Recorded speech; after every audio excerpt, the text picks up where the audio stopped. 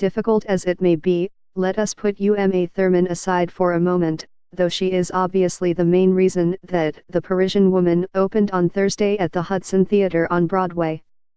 Instead, let's begin with Derek McLean's sumptuous set, the sitting room of a Capitol Hill townhouse with a sofa as long as a limo and breathtakingly tasteful Air Force blue walls. It's the kind of place you'd move into instantly, if you wanted to live in a play. But I'm afraid you'd get bored in this one. The Parisian Woman, like its set, is a collection of every cozy cliché to be mined from the deep catalogue of stories about powerful intrigues and human deceit. This one, by Beau Willimon, the creator of House of Cards, recalls sources both near and far, including Anthony Giardina's The City of Conversation, Christopher Hampton's Les Liaisons Dangereuses, and Henri Becque's La Parisienne, the 1885 French play from which M.R. Willimon draws his title. From that play he also draws the basic story of a crafty political wife who has no compunction about conniving to achieve outcomes she considers favorable.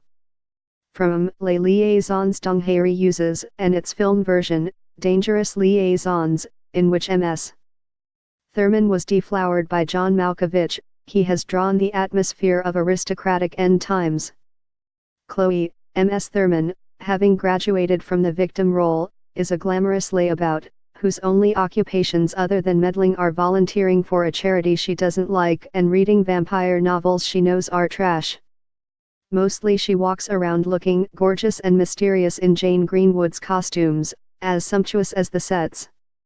But when her tax attorney husband, Tom, Josh Lucas, is given the chance to vie for an open seat on the Fourth Circuit Court of Appeals, Chloe stirs herself into action involving paramours, power brokers, and blackmail.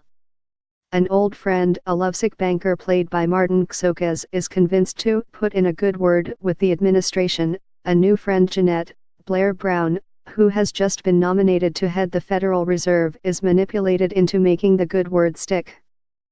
Jeanette's fresh out of Harvard law daughter, Rebecca, Philippa Sue, is gradually pulled into the web as well. Though the revelations and counter-revelations are so efficiently timed, after an interminable build-up, that they often make you chuckle, this is no comedy. If only it were. But instead of letting his take on the original play operate as a farce, as the 1957 Brigitte Bardot film version did, M.R. Willimon has worked mightily to bend the material towards something deeper. And deeper is a place it doesn't want to go. The setups are unlikely, the payoffs banal. Call it Dangerous Liaisons. To be sure, M.R. Willimon has tried to up the ante.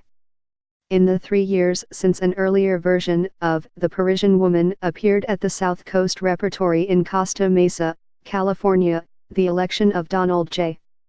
Trump has allowed the author to paint a new gloss of immediacy on the action. The person whose ear Chloe and Tom wish to infiltrate is Kelly, presumably John Kelly, the White House Chief of Staff. The go-along-to-get-along Federal Reserve nominee stalwartly suggests that the president, whose name is barely spoken, can be managed.